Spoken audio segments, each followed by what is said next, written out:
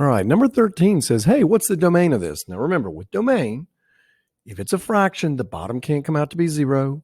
If it's a square root, you need what's underneath that square root to be greater than or equal to 0. Everybody else doesn't have a restriction. All numbers will work. So here I see a fraction. I'm like, hey, top doesn't matter, but I cannot let this come out to be. That cannot come out to be a 0 because I cannot divide by 0. So that entire bit that's down there, that entire x minus 1 can't be 0. It's not that x can't be 0. It's that that whole thing down there can't come out to be a 0. What would make that happen? Well, we can see it in our head. We can see that x can't be a 1 because 1 minus 1 would be 0, and you can't divide by 0. So everybody works. The domain is who works, not who doesn't work. It's who works. So we'd say, hey, everybody works. All real numbers work except this one guy. As long as you don't have x being 1, you are golden. You'll get an answer. 14. Is it a fraction? No. Is it a square root? No. Everybody works. All real numbers. There's no restriction here. A lot of you make the mistake of saying, oh, x can't be 1. Well, 8 times 1 is 8. 8 minus 8 is 0. 0 is a number. Okay? It is a number. Nothing wrong with it.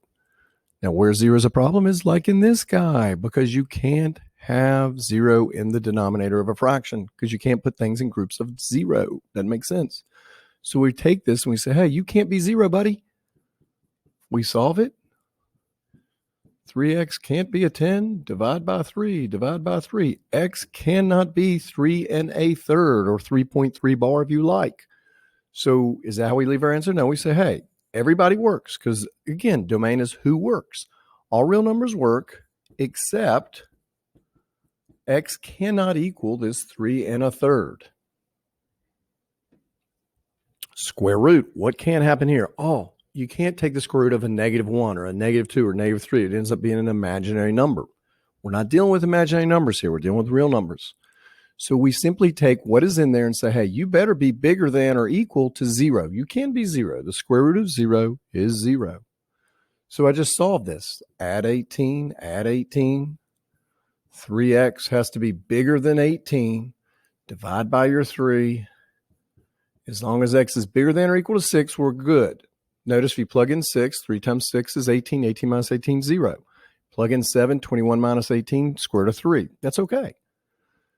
How do we write this? We simply say, everybody, all real numbers, just telling it what we're working with, all real numbers such that x is greater than or equal to 6.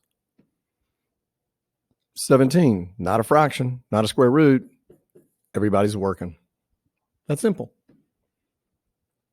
Fraction, what's the problem? I can't have u be 0. Add 9, x cannot equal 9. So our solution, everybody works except this one guy, except x can't be 9 because it'll mess up our problem. Oh, it's a square root, so I say, hey, you've got to be bigger than or equal to 0. Subtract my 30, subtract my 30.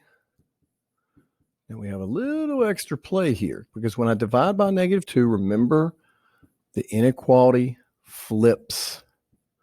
I've explained to you why. It's because on a number line, when you multiply or divide by a negative, the numbers rotate their positions. The positives go to negatives, negatives go to positives. So here the solution is all real numbers such that x is bigger than or equal to 15, less than or equal to 15. And we got one more for you. Hey, fraction? No. Square root? No. That's my buddy anybody. I can plug anything in there and get an answer.